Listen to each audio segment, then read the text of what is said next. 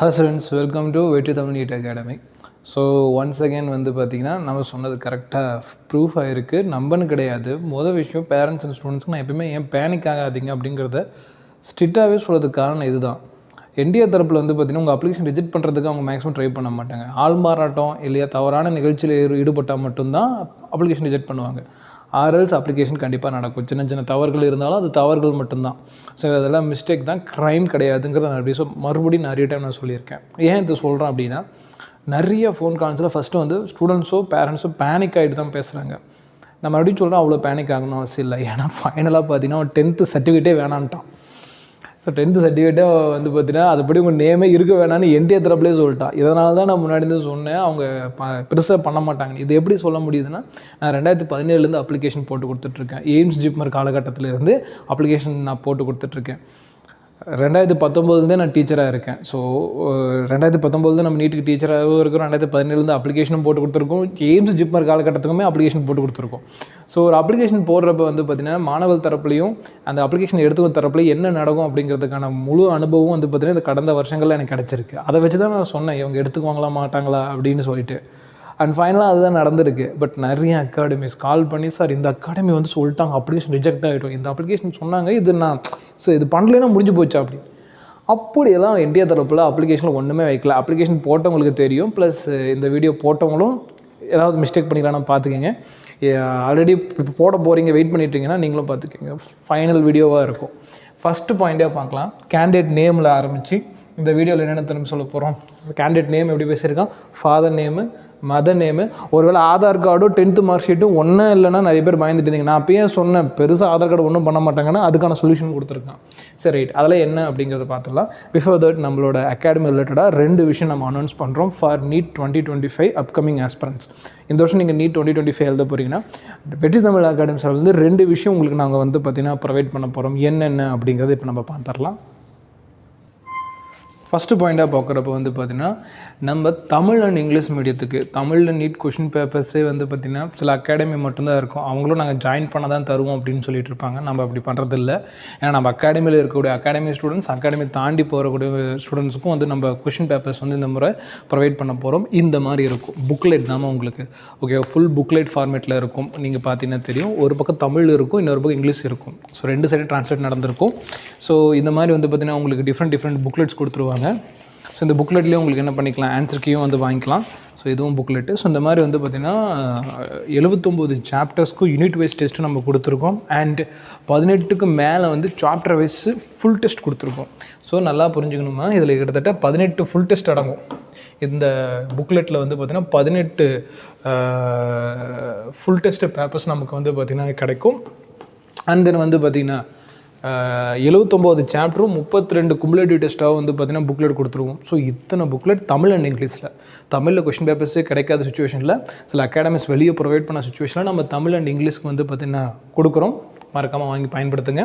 நீங்கள் ஆர்டர் பண்ணிங்கன்னா உங்களுக்கு வந்து பார்த்திங்கன்னா ஃப்ரீயாக கொரியர் சார்ஜ் போட்டு அனுப்பிச்சிடுவாங்க. எதில் சார் வாங்கணும் அப்படின்னு கேட்டிங்கன்னா 90805492 நம்பருக்கு வாட்ஸ்அப் பண்ணுங்கள். ஆர் 7373264210 வாட்ஸ்அப் பண்ணுங்கள். மேற்கொண்டு உங்களுக்கு சந்தேகம் இருந்துச்சுன்னா இந்த நம்பருக்கு நீங்கள் என்ன பண்ணிக்கலாம், கால் பண்ணி கேட்டுக்கலாம். அடுத்து வந்து பார்த்திங்கன்னா வருகிற 2025 வந்து பார்த்திங்கன்னா எனக்கு பெஸ்ட்டான ஒரு ஃபைனல் டைம் ஒரு பேட்ச் வேணும் சார் அப்படின்னா 26ஆம் தேதியிலேருந்து நம்ம ஸ்டார்ட் பண்ணுறோமா. ஸோ லைன் பை லைனும் நம்ம டீச் பண்ணுறோம். நீங்கள் நம்மளோட ஆன்லைன் கிளாஸ் லைவில் செக் பண்ணி பாருங்கள். லைன் பை லைனை டீச் பண்ணுறதாகட்டும், ஒவ்வொரு சம்மும் போட்டு காட்டுறதாகட்டும், சம் வச்சு நடத்தி காட்டுறதாகட்டும். ஸோ ஃபிசிக்ஸ் கெமிஸ்ட்ரியோட சம் அப்படியே நமக்கு வந்து டெலிபரேட் பண்ணி கொடுக்குறதாகட்டும், ரொம்ப காம்ப்ளெக்ஸாக இருக்கிறது ரொம்ப சிம்பிளிஃபை சொல்லி கொடுக்குறதாகட்டும், இதை பேஸ் பண்ணி வரக்கூடிய 26/3/2025 கிராஸ் கோர்ஸ்க்கு நம்ம ஸ்டார்ட் பண்ணுறோமா. அட்மிஷன் இப்போ நமக்கு ஓப்பனில் இருக்குது. தமிழ் மீடியம் மாணவர்களும் பயன்படுத்திக்கலாம், இங்கிலீஷ் மீடியம் பயன்படுத்திக்கலாம். ஏன்னா பைலிங்குவல் கிளாஸ் தான், தமிழ்லையும் சொல்லிடுவாங்க, இங்கிலீஷ்லையும் சொல்லிடுவாங்க. நேராகவும் வந்து படிச்சுக்கலாம். ஆன்லைன் நீங்கள் ஒரு வர முடியாத சூழ்நிலை இருந்துச்சுன்னா வீட்டிலிருந்து ஆன்லைன் மூலமாகவும் இந்த 40 நாள் வந்து பார்த்திங்கன்னா இந்த மொத்த கோர்ஸும் நடக்கும் இல்லையா, இதை நீங்கள் பயன்படுத்திக்கலாம். அண்ட் தென் வந்து பார்த்திங்கன்னா இதுலேயுமே டெஸ்ட் பேப்பர்ஸ் உங்களுக்கு ப்ரொவைட் பண்ணிடுவாங்க. இன்ட்ராக்டிவ் பேனல் தான் இப்போ இந்த மாதிரி நடத்துகிற மாதிரி நடத்துவாங்க. ஷார்ட்கட்டு, டைம் மேனேஜ்மெண்ட்டு, ஸ்ட்ரிக்டான கைடன்ஸ் உங்களுக்கு கொடுக்கப்படும். NCERT மட்டும் தான் உங்களுக்கு நடத்துவாங்க. NCERT ஃபுல் சிலபஸ் 40 நாள் முடிச்சு கொடுத்துருவாங்க. அனுபவம் வாய்ந்த தலைமைகள் பயிற்சி தான். நான் 2019 வந்து கிளாஸ் எடுத்துகிட்டு இருக்கேன். ஸோ என்னோட கிளாஸும் வந்து பார்த்திங்கன்னா இதில் இன்க்ளூட் ஆகிருக்கும். ஸோ இது நம்ம வெற்றி தமிழ் நீட் அகாடமி.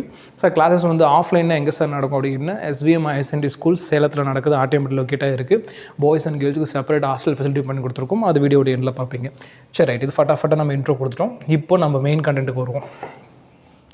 அதை பற்றி மேலும் கோர்ஸோ கொஸ்டின் பேப்பர் ரிலேட்டடாக உங்களுக்கு டவுட் இருந்துச்சுன்னா 9080549220 நம்பர் ஆர் 73732642 நம்பர் கான்ட் பண்ணி கேட்டுக்கலாம்.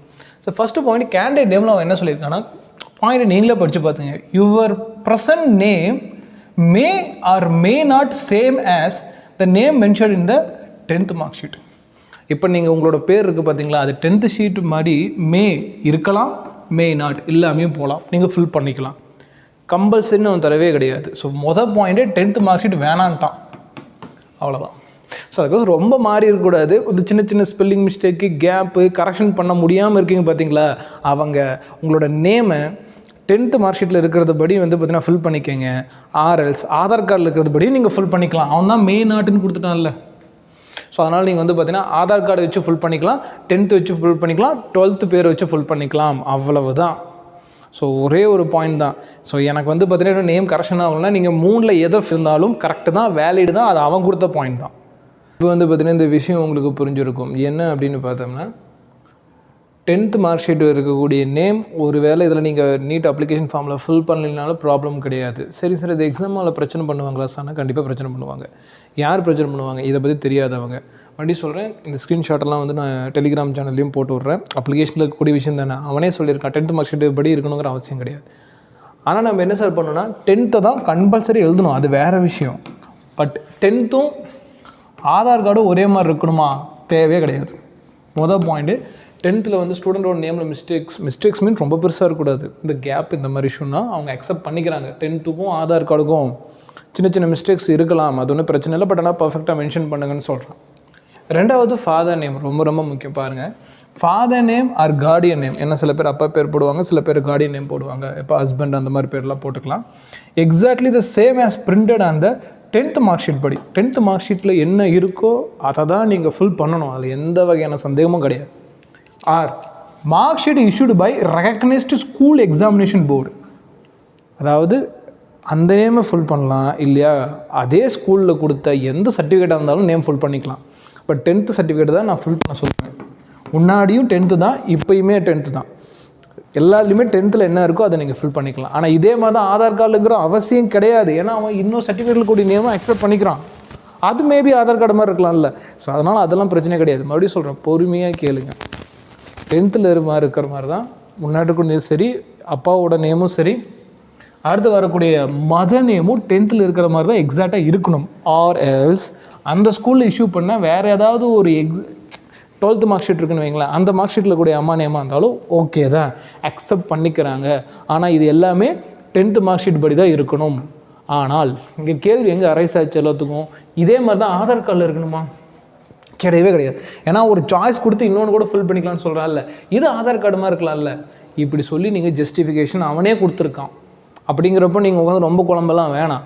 மறுபடியும் புரிஞ்சுக்கிறேன், 10th மார்க் ஷீட் படி எல்லாமே கரெக்டாக ஃபில் பண்ணிக்கோங்க. இது ஆதாரில் ஒத்துருக்கணுங்கிற அவசியம் கிடையாது. இது அவங்க கொடுத்த ஸ்டேட்மெண்ட்டு, ரைட்டு. அப்போ ஒரு வேளை இல்லைன்னா இப்போ பாருங்கள், இந்த காலம் தனியாகவே கொடுத்துருக்கான். நீங்கள் ஃபில் பண்ணிகிட்டே போனீங்கன்னா ஆதார் கார்டும் 10th மார்க் ஷீட்டும் ஒரே மாதிரி இல்லைன்னா கரெக்டாக இந்த இடத்துல ஒரு காலம் வரும். என்னென்னா ஆதார் நம்பரை போட சொல்லுவான், போட்டுட்டு ஆதாரில் என்ன நேம் இருக்கோ தனியாக ஃபில் பண்ண சொல்லுவான். பாயிண்ட்டை புரிஞ்சுக்கங்க. ஸ்டூடெண்ட் நேம் வந்து 10th மார்க் ஷீட்டில் ஒன்று இருக்குது, ஆதார் கார்டில் ஒன்று இருக்குன்னா ஆதார் கார்டில் என்ன இருக்குங்கிறத தனியாக ஃபில் பண்ண ஆப்ஷன் கொடுத்துருக்கான்.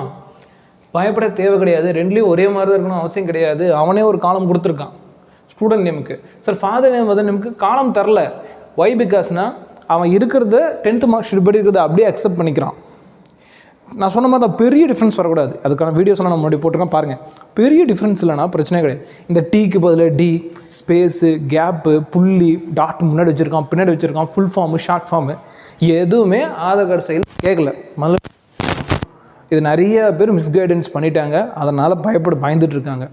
மறுபடியும் சொல்கிறேன், இந்த வீடியோ நீங்கள் நம்பணுங்கிற அவசியம்லாம் கிடையாது. அவங்க கொடுத்த ரூல்ஸை தான் நான் சொல்லியிருக்கேன், சரியா? ஏன்னா சில பேர் என்கிட்டே வந்து கொஸ்டின் கேட்குறேன், சார் உங்களுக்கு தெரியுங்களா அந்த அகாடமி கால் பண்ணி கேட்டேன் சார், அவங்க சொன்னாங்க சார், நாங்கள் ஏன் என்டிஏக்கிட்டே கேட்டோம் சார், அவங்களும் சொன்னாங்க சார்னு கூட என்கிட்ட சண்டைக்கு வந்தாங்க. அப்போ நான் கூட தெளிவாக சொன்னது தான், இதுவும் என்டிஏ இப்படி தான் அவன் தருவான்னு எனக்கு தெரியும். ஏன்னா 22 லட்சம் பேர் எழுதுகிற ஸ்டூடெண்ட்ஸ் எக்ஸாமில் ஆதார் கார்டு 10th மார்க் ஷீட்டும் கிட்டத்தட்ட என்னோடய கெஸ்ட்லேயே ஒரு 15 லட்சம் பேருக்கு கரெக்ஷன் இருக்கும்.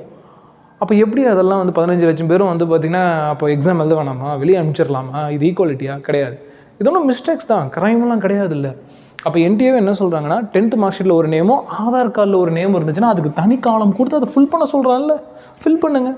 இது ஸ்டூடெண்ட் நேம், புரிஞ்சா? 10th மார்க் ஷீட்டும் ஆதார் கார்டும் ஒரே மார்க்குன்னு அவசியம் இல்லை. அப்படி ஒரே மாதிரி இல்லைனா நீங்கள் தனியாக ஃபில் பண்ணுறது காலம் இருக்குது. Father name mother name 10th mark ஷீட்டில் என்ன இருக்கோ அதை அப்படியே ஃபில் பண்ணிக்கோங்க, அவ்வளோதான்.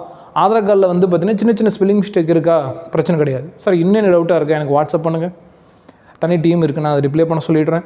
ஸோ மறுபடியும் சொல்கிறேன், பேனிக்காக வேண்டாம்.